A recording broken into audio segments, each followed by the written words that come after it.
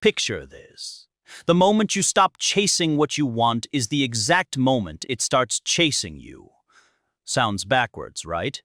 But stay with me, because what I am about to reveal will flip everything you thought you knew about influence, persuasion, and power.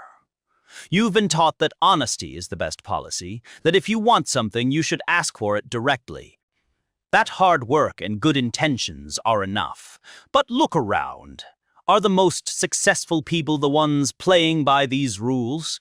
Or are they the ones who understand something deeper, something most people are too uncomfortable to acknowledge? The human mind doesn't respond to logic. It responds to psychology. And the greatest mind to ever decode this game was Niccolo Machiavelli. He understood that people are not motivated by what they're given, but by what they might lose. Not by freedom, but by the fear of losing it. Today, I am walking you through 13 psychological principles that the world's most influential people use every single day, whether they realize it or not. These aren't manipulation tactics. These are truths about human nature. And once you see them, you can't unsee them. First principle, the power of false choice. Human beings crave autonomy more than almost anything else. The second someone feels controlled, their walls go up instantly. They'll reject a brilliant idea just because it wasn't theirs. So here is what the amateurs do. They command. Here is what the masters do. They architect. You don't force a path. You design the landscape. Give someone two options, both leading where you want to go, but let them choose. Watch a parent with a stubborn child. Say, go to bed, and you get war. Say, do you want to go to bed now or in 5 minutes? And suddenly the child feels victorious choosing 5 minutes. Adults, we're just children with better vocabulary and stronger defenses. In business, never say, take it or leave it. Say, we can lock this in today at this rate, or we can revisit next quarter when prices adjust. Your call. You've removed pressure. You've handed them the throne of decision-making. They'll choose the path you paved, believing they outsmarted you. Second principle, the magnetic pole of restriction. There is no force more powerful than being told you can't have something. Psychology calls this reactance theory. When freedom feels threatened, we experience an almost physical compulsion to reclaim it. We obsess over what's scarce, what's denied, what's behind the locked door. So if you want someone consumed by an idea, don't sell it. Forbid it. Make it seem too advanced, too risky, too exclusive. Want someone to pursue you? Don't offer yourself freely. Create a barrier. I don't think we're compatible. We're too similar. Watch what happens. The moment you disqualify someone, their ego demands they prove you wrong. They'll work harder to earn your approval than they ever would if you'd chased them. You are no longer the seller. You've become the prize. Third principle, surrender to conquer. Most people argue to win. Strategic thinkers argue to lose, temporarily. When you face a stubborn opponent, pushing back only strengthens their position. It's physics. Every action creates an equal and opposite reaction. So, stop pushing. Pull instead. Niccolo Machiavelli taught that sometimes conquering an enemy means first agreeing with them. When someone attacks your idea, don't defend it. Agree. Take their point to its logical extreme until it becomes absurd, or accept their premise with complete calm. You're absolutely right. This plan is risky. Maybe we should stay exactly where we are and change nothing. Watch their face. They were braced for battle. When you surrender, they lose balance. Suddenly, they're arguing against their own caution. Well, I didn't mean we should do nothing. By removing resistance, you force them to fill the vacuum. Often, they'll start defending your position just to restore equilibrium. Fourth principle, weaponize silence. We live in a world drowning in noise. Everyone explaining, justifying, defending. Silence has become the rarest commodity on earth. And because it's rare, it's terrifying. Every time you explain yourself, you surrender power. You give others ammunition to critique and dismantle your position. The masters understand that saying less makes you more formidable. Use silence as a weapon. When you ask a question and receive a half-truth, don't speak. Don't rescue them from awkwardness. Just look them in the eyes and wait. The human mind cannot tolerate a vacuum. It panics in silence. It assumes your silence means you know something they don't, that you are judging, calculating. To escape that tension, they'll talk. They'll reveal truth. They'll offer concessions they never planned to make, just to break the spell of your stillness. Silence isn't empty. It's heavy. Let it crush the will of those across from you. Fifth principle, reflect their ideal self. Everyone is the hero of their own story. They're not looking at you. They're looking for themselves reflected in you. If you want influence, don't try convincing people with your logic. Your logic is foreign to them. Instead, mirror their values, their language, their energy. But here is the twist that changes everything. Mirror who they wish they were.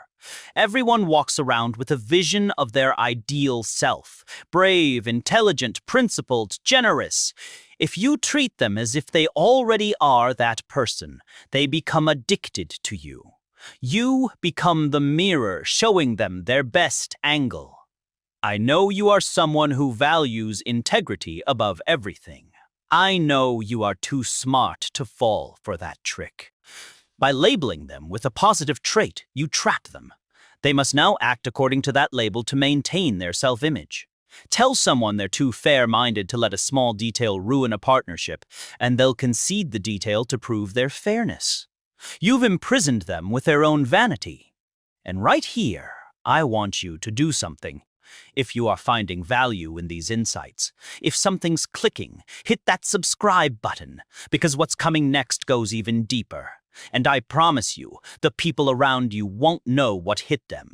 Sixth principle, challenge their competence. This targets the ego's deepest insecurity, capability. When you want someone to do something difficult, don't beg, don't offer rewards. Question whether they can do it. I need this done, but honestly, it might be too complex for your current resources. I might need to look elsewhere. I was going to invite you, but I am not sure you have the appetite for this level of risk. The ego cannot allow that threat to stand. It perceives an attack on status. It needs to prove you wrong. They'll take on the burden, the risk, the work, just to restore their sense of superiority. But tread carefully. Too aggressive, and it's an insult. Too subtle, and it's concern. Concern is harder to fight. You are protecting them from failure, and they'll destroy themselves to prove they don't need protection. Seventh principle, terrify them with freedom. The philosopher Soren Kierkegaard said anxiety is the dizziness of freedom. People claim they want total freedom, but they don't. Total freedom is paralyzing. It's the abyss. When you tell someone, do whatever you want, I don't care, you are not liberating them, you are unsettling them. In relationships, the partner demanding to know every detail is the powerless one. The partner who says, go have fun, I trust you completely, holds all the cards. Why? Because by granting total permission, you eliminate the thrill of rebellion. If nothing's forbidden, nothing's exciting. More importantly, your lack of possessiveness signals you are not afraid to lose them, which is terrifying. It signals options, security, value. Suddenly, they're not thinking about the freedom you gave. They're wondering why you gave it so easily. They'll stay close not because you demanded it, but because they're afraid of drifting too far from your indifference. Eighth principle, the strategy of appearing weak. Niccolò Machiavelli wrote that sometimes wisdom lies in appearing foolish, slower, less sharp than you actually are. When you appear aggressive and flawless, people raise their defenses. They compete with you. They want to tear you down. But when you seem slightly confused, slightly in need of guidance, they relax. Their ego inflates. They want to help, to correct, to teach. I am not sure I fully understand your strategy here. Could you walk me through it again? In their eagerness to demonstrate intelligence, they reveal their hand. They give you the information you need. They underestimate you. And there is no greater advantage than being underestimated. Let them think they're the predator.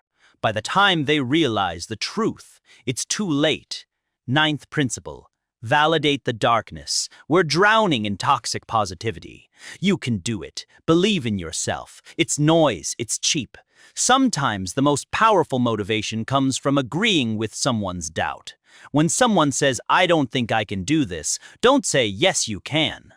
Say, "You are right. This will be incredibly difficult. Most people would quit.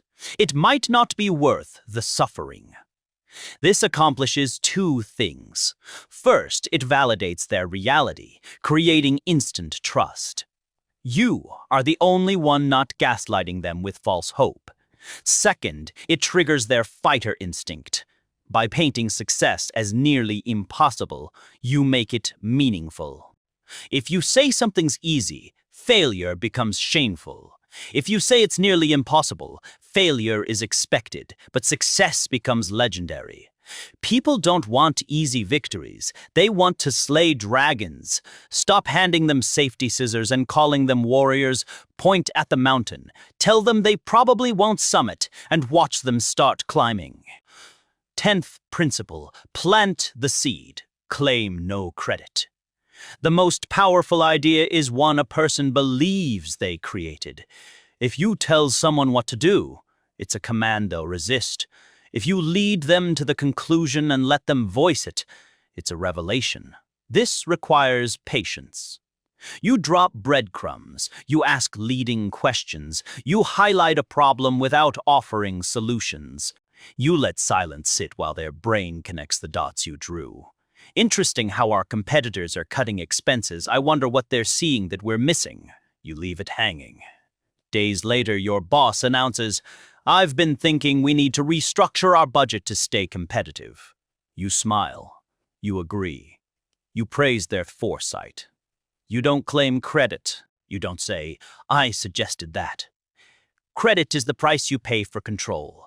Let them wear the crown as long as you are whispering the commands. 11th principle. Anchor with extremes. The human brain cannot judge anything in isolation. We only understand if something is expensive, reasonable, or heavy by comparing it. If you want a specific request approved, proceed it with something much larger and more unreasonable. "I need you working late every night this week to finish the project." Absolutely not. I can't do that. I understand completely. Could you at least give me 2 hours tonight so we don't fall too far behind? Fine, I can do tonight. If you'd asked for tonight initially, they might have refused. But compared to every night, tonight feels like relief. It feels like you compromised. They feel they won. Always anchor negotiations at the extreme. Define the battlefield so that the middle ground, where you actually want to land, looks like sanctuary. 12th principle. Strategic incompetence. If you do something too well, you'll be punished with more of it. Fix the printer once, you are IT support forever. Be the responsible one in the relationship, you'll carry the mental load until you collapse. Sometimes the smartest move is deliberate failure. Be clumsy, forgetful, perform the task so poorly you are never asked again. This is weaponized incompetence. It forces others to step up. It protects your time. It filters out tasks that don't serve your ultimate purpose. Don't be the hero catching every falling plate. Let a few shatter. The sound of breaking glass is often the only thing that makes people recognize your value. 13th principle. The withdrawal. The final and most potent law. We value what we might lose. You can be charming, brilliant, beautiful, and skilled, but if you are always available, you are worth nothing. The law of supply and demand applies to human connection. If you feel taken for granted, don't complain. Don't argue. Disappear. Pull back your energy. Take longer to respond. Show less enthusiasm. Cancel plans. Create a void where your presence used to be. This sudden withdrawal triggers primal panic. Have I lost them? What changed? They'll chase. They'll overcompensate. They'll suddenly realize how much space you occupied now that there is a hole. But this must be done without anger. Withdraw with anger, and it's a tantrum. Withdraw with indifference, and it's power. It signals you are perfectly fine without them. And that's the only signal that commands genuine respect. Now pause. Take a breath. You are listening to this, imagining how you'll use these principles on your boss, your partner, your rivals. You are seeing the strings you'll pull, but you are missing something crucial. Why do you feel the need to control them? Because you feel out of control. The need for manipulation stems from fear. Fear of abandonment, of irrelevance, of the chaotic unpredictability of other human beings. You want these techniques as a shield, a way to guarantee outcomes in a world that offers no guarantees. But here is the paradox that changes everything. You can only use these principles effectively if you don't need them. The person who's truly detached, truly secure, who genuinely doesn't care about getting the deal or the relationship, they naturally embody all these principles without trying. They're scarce because they have a life. They're mysterious because they don't need validation. They let others choose because they're not afraid of the choice. The technique is just imitation of the mindset. If you use these as desperate tricks to make someone love or respect you, they'll smell your neediness. You can't fake detachment long. The mask slips. So the ultimate reverse psychology is on yourself. You must convince yourself you don't need the outcome. You must build a life so rich, a mind so fortified, a purpose so clear that rejection from others is simply data, not devastation. When you stop needing applause, the world starts chasing you. So here is your assignment. Don't try using all 13 principles tomorrow. You'll look unhinged. Pick one. Pick the one that frightens you most. Maybe silence. Maybe withdrawal. Maybe agreeing with criticism. Try it once. Watch the reaction. Watch how the dynamic shifts. Watch how energy in the room flows from them to you.